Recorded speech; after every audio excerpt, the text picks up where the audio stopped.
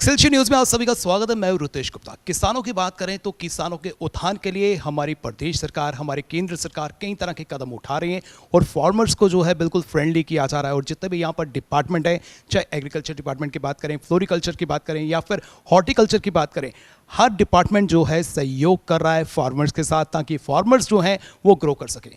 इस समय हमारे साथ सीएल शर्मा जी हैं, जो डायरेक्टर हैं हॉर्टिकल्चर से। आइए इनसे जानने की कोशिश करते हैं कि क्या क्या स्कीम्स जो हैं हॉर्टिकल्चर विभाग जो है किसानों के लिए लेकर आया। सर बहुत बहुत स्वागत है आपका। धन्यवाद जी। सर, हॉर्टिकल्चर विभाग की बात करें तो जिस तरह से रीढ़ की हड्डी माना जाता है, तो किस तरह का किरदार है और खासकर किसानों के उत्थान के लिए क्या क्या कदम उठाए जा रहे हैं? शुक्रिया रितेश जी। ऐसा है कि जो हॉर्टिकल्चर, जैसे आपने कहा, किसानों का उदाहरण अगर यहाँ कर सकता है कोई, तो वो हॉर्टिकल्चर जी मैं कहूँगा। क्यों? क्योंकि हॉर्टिकल्चर एक इंडस्ट्री बन चुका है। हॉर्टिकल्चर अब सिंपल एक प्रोफेशन नहीं रहा, एक जो किसानी नहीं कहूँगा मैं इसको, ये एक इंडस्ट्री बन चुका है। तो जम्मू हॉर्टिकल्चर जो है वो बड़ा अच्छे से ग्रो करना शुरू कर गया है। तो काफ़ी सारी क्रॉप्स ऑफ फार्मर लगाना, फार्मर सिर्फ सीमित नहीं रह चुका कि वो मैंगो ही लगाएगा या गावा ही लगाएगा, लीची ही लगाएगा। वो आज ड्रैगन पर पहुंच चुका है। और ऐसे ही कैश क्रॉप आपकी स्ट्रॉबेरी है, वो स्ट्रॉबेरी भी लगाने लगा है। स्कीम्स के बारे में जानना चाहता हूँ कि स्कीम्स कौन कौन सी हैं और इन स्कीम्स को कैसे किसान जो है अडॉप्ट कर सकता है।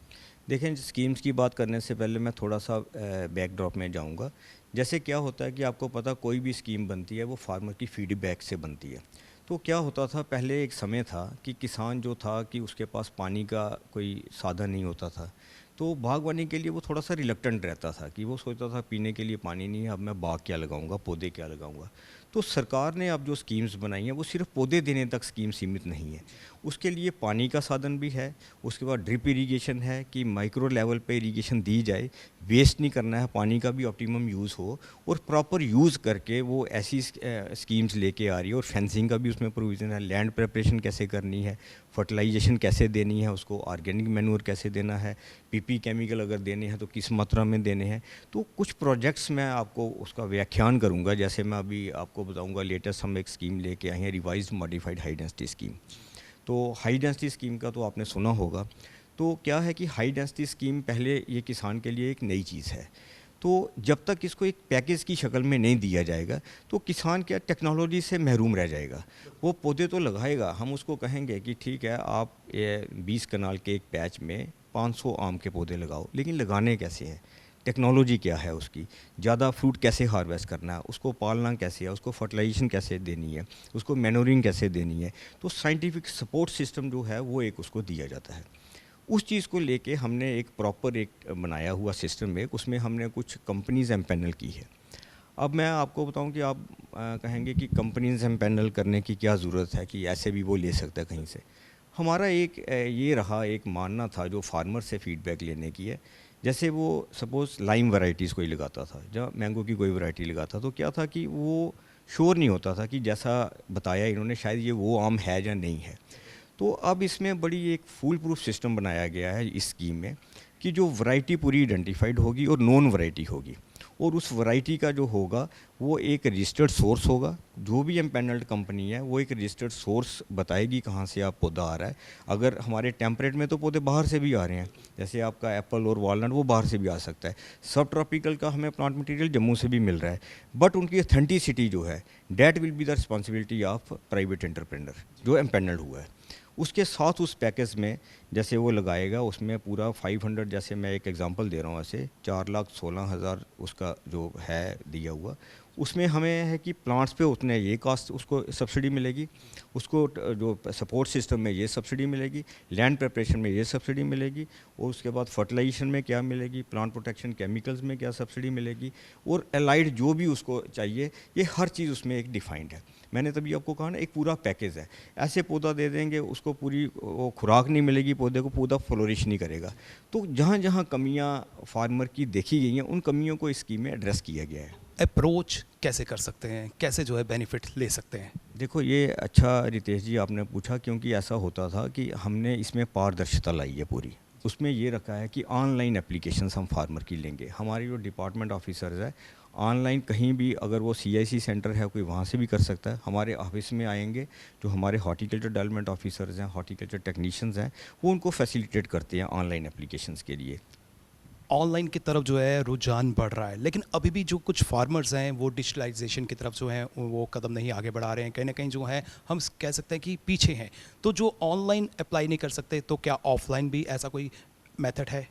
नहीं, वो हमने ऑफलाइन मेथड को पूरी तरह डिस्करेज किया हुआ है। अगर कोई फार्मर को नहीं भी पता चलता है वो ऑफलाइन मोड से आएगा, लेकिन हमारा जो ऑफिसर या ऑफिशियल है वो फैसिलिटेट करके उसको ऑनलाइन में कन्वर्ट कर देगा।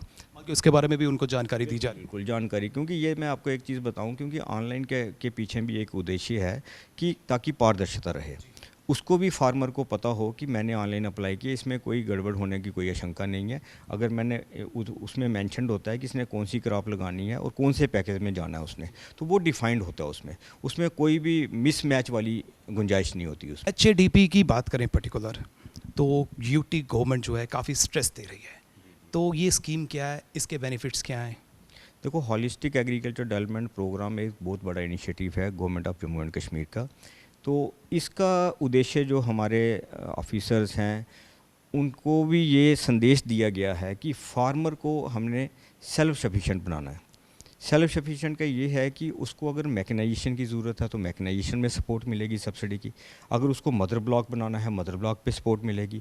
अगर वो नर्सरी रेज करना चाहता है, नर्सरी मींस कि उसी मदर ब्लॉक को सपोर्ट सिस्टम देना, कल को अपने पौधे बना के उसी मदर ब्लॉक को वो कर सकता है। या गाँव में किसी और को भी पौधे देने हैं, एक अनएम्प्लॉयड यूथ लेके अपनी नर्सरी भी स्टार्ट कर सकता है। स्टार्टअप कर सकते हैं, जिस तरह से स्टार्टअप की तरफ दिया। इसमें आपने बड़ी अच्छी बात की। ये जो HADP है, इसमें स्टार्टअप का इतना स्कोप है कि जो स्कीम्स हैं ये एंड टू एंड जुड़ी हुई हैं। मतलब कहाँ से स्टार्ट करना है और जब तक प्रोडक्शन नहीं होती तो डिपार्टमेंट ऑफ हॉर्टिकल्चर फार्मर के साथ जुड़ा हुआ है। जो भी फार्मर देखें, फार्मर कोई है, एक तो फार्मर है वो क्रॉप लगा के फ्रूट होगा, वो फ्रूट बेचेगा मंडी में। दूसरा कहता है कि मैं खुद पौधे पैदा करके मैं हाई डेंसिटी प्लांट्स दूंगा। अब हाई डेंसिटी की बात तो कर रहे हैं, इतना प्लांटिंग मटेरियल तो है नहीं हम बाहर से मंगा सकते हैं। हम यहाँ का जो यूथ है, हम आपके माध्यम से मैं उनको ये मैसेज भी दूंगा कि ज़्यादा से ज़्यादा यूथ आएँ हमारे पास और हाई डेंसिटी नर्सरीज रेज करें। जितना हाई डेंसिटी नर्सरी का प्लांट मटेरियल हमारे पास अवेलेबल होगा, हमें बाहर से पीस वगैरह को एम्पैनल करने की ज़रूरत ही नहीं है। वो लोग ही कल पी बन जाएंगे, वही लोग हम अपने आप को एम्पैनल करा के तो लोगों को देंगे। और आपको बता दूं कि लोकल प्रोड्यूस्ड प्लांट जो है उसकी परफॉर्मेंस ज़्यादा होगी दैन की बाहर से लाया हुआ। सर, जो DPR है उसको भी लेकर भी जो है काफ़ी कन्फ्यूजन जो है फार्मर्स में रहती है, तो वो कन्फ्यूजन किस तरह से दूर की जा सकती है? देखो, DPR का मैं ऐसा बताऊं, उसमें कोई ऐसा एज सच कोई कन्फ्यूज़न नहीं है। क्योंकि DPR इसलिए हमने रखी थी कि DPR से क्या होता है कि फार्मर को, जैसे मैंने आपको पहले पैकेज की बात बताई, पैकेज से ये होता है कि उसको पता चल जाता है कि मुझे अगर ये वो पैकेज है, इसमें मुझे क्या क्या मिलने जा रहा है। अदरवाइज़ अगर हम DPR नहीं रखते, डायरेक्ट दे देते, वो फार्मर थोड़ा कंफ्यूज होता है कि अगर मुझे 4,17,000 में मैंगो का पैकेज है, मुझे मिलना क्या है इसमें। तो वो एक कंफ्यूज स्टेट ऑफ माइंड में रहेगा। DPR का पर्पज़ यही था।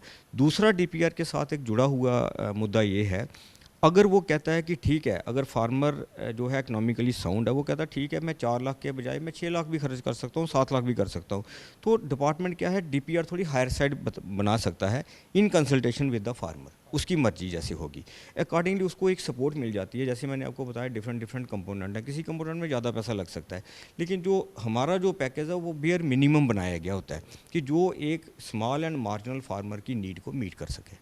स्कीम्स काफ़ी हैं गवर्नमेंट के पास और जो फार्मर्स हैं वो अडॉप्ट भी कर रहे हैं, लेकिन जम्मू कश्मीर की बात करें तो जम्मू वर्सेस कश्मीर जो है हमें कई बार देखने को मिलता है, और कहीं ना कहीं जो है हमारे में ये कंसेप्ट जो है क्लियर नहीं होता कि जम्मू के लिए कौन सी कह सकते हैं हम जो क्रॉप है वो सूटेबल है और कश्मीर के लिए किस तरह से सूटेबल है। आजकल एक्सपेरिमेंटल का दौर है, तो कई तरह के एक्सपेरिमेंट जो हैं वो किए जा रहे हैं, जम्मू में भी किए जा रहे हैं, मौसम को भी चुनौती दी जा रही है। तो क्या क्या जो है फेवर में रहेगा फार्मर्स के लिए? ये रितेश जी, आपने बहुत ही हमारी मर्जी का सवाल पूछा, क्योंकि आजकल क्या है कि क्लाइमेट रेजिलेंट क्रॉप्स आ रही हैं, क्लाइमेट चेंज हो रही है हर जगह। तो आपने खुद देखा होगा कि कोई एरिया जो कल मैंगो को सपोर्ट कर रहा था आज सिट्रस को कर रहा है। आप एप्पल का देखें, पीकर नट है, एप्पल है, वॉलनट है, जो रेंज हायर रेंज था कि इस रेंज में एप्पल हो सकता है, वो शायद थोड़ा डाउन भी आ गया है। और हमारी कुछ लो चिलिंग वैरायटीज़ हैं, तो आज रिसर्च भी उसी एंगल से हो रही है।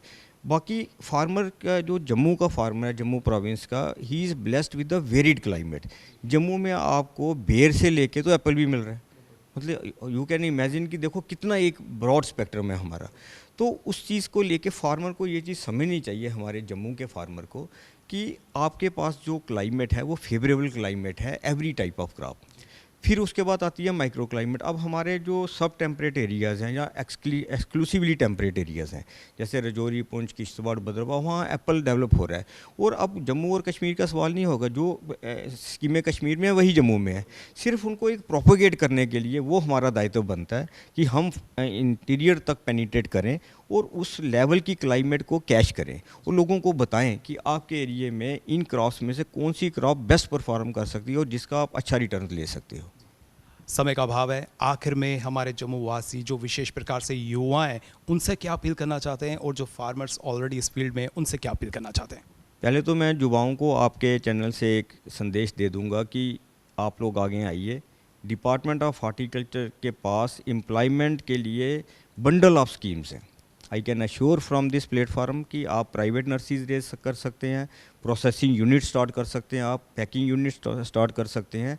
मार्केट सपोर्ट के लिए नंबर ऑफ़ स्कीम्स हैं, गवर्नमेंट ने चला रखी हैं। और हमारे यहाँ डिमांड भी है, प्लांट मटेरियल की डिमांड है। स्ट्रॉबेरी के जैसे मैंने रनर्स की बात करूं, जम्मू में हमारा जो स्ट्रॉबेरी का 40-50 लाख तक हमें स्ट्रॉबेरी रनर चाहिए होते हैं जो जम्मू फीड नहीं कर पाता।